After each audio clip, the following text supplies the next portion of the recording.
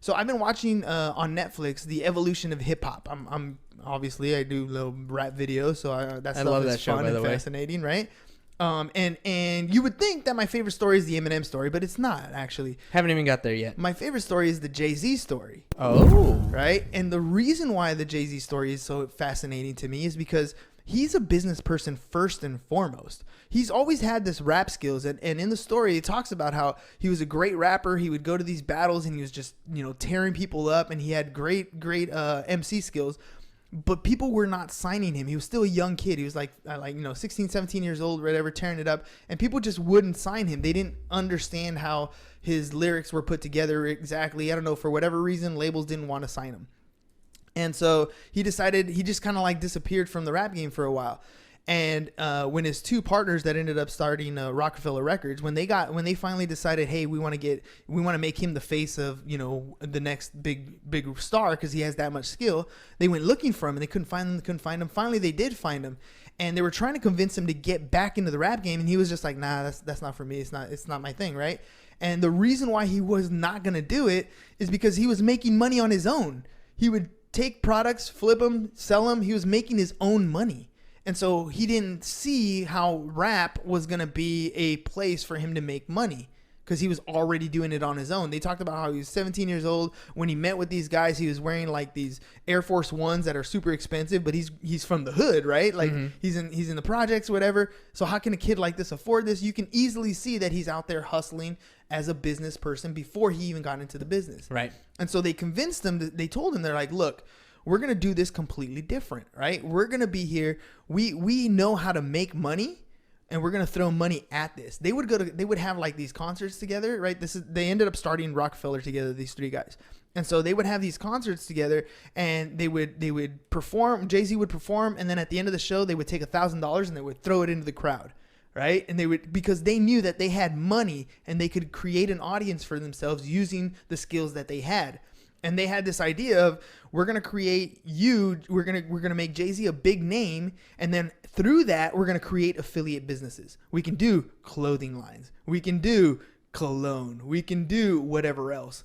Jay-Z is huge today, not because he's a great rapper, which is true. He is a great rapper, but that's not his biggest thing. Is he's an entrepreneur first. Yep. And he found ways within his niche to carve out other income streams using his platform. It's wild. And that to me was like, damn, that's impressive, right? That's why he's iconic now. That's why he's at the top of his game. You look at other rappers and they sell records and they make a lot of money, and that's great, but do they have the sense to build a business outside? He had that natural entrepreneurial ability to look at a business and say, I can take this product, I can sell it for a profit, take my profit, reinvest it, grow from there.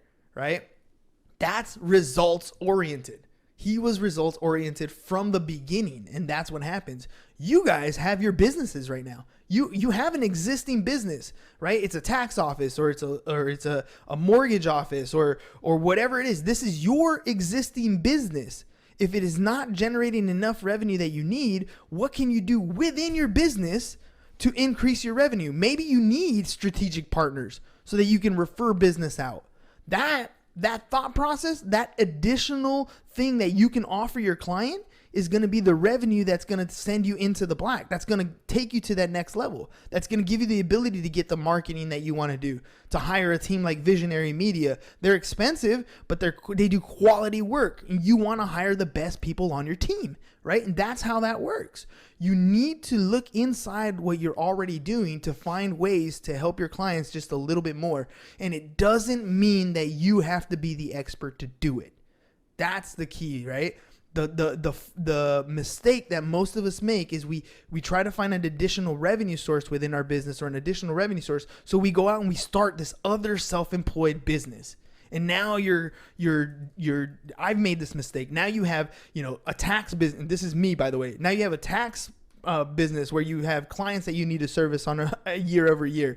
Now you have a real estate business where you need to decide whether you're going to go on listing appointments or buyer consultations, or you're going to go to the tax appointment. And then you have, a podcast over here, and you're doing all these different things yourself. And then you wonder why you burn out. And then you wonder why you quit. And then you wonder why those revenue streams dry up because you don't have enough time in your day. You're trying to do it all by yourself. Capitalize on the opportunities that you have within your business, synergy, but use strategic partners to get there. That's what we're offering you. We're offering you a strategic partnership. We don't want you to do more work. The only work we need you to do is get a license so we can pay you. But aside from that, we are going to help you accomplish your goal of increasing your revenue, of generating wealth for you today and generational wealth for you tomorrow. It comes from finding the opportunity within your business, the one that you don't see yet. We see it for you. We just got to get you to see it too.